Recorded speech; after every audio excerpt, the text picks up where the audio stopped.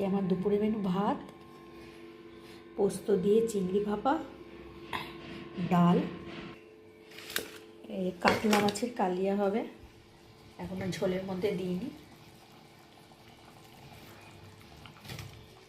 মোচা ঘন্ট আর তোপসে মাছের ফ্রাই হবে।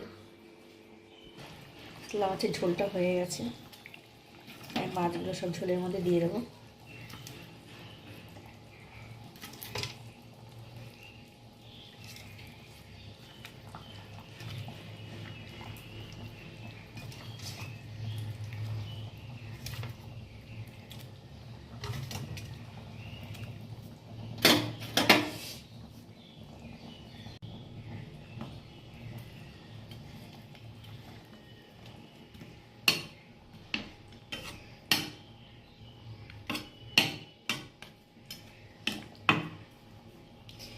একটু ফুটলে ঘি গরম মশলা দিয়ে নামিয়ে দেবো।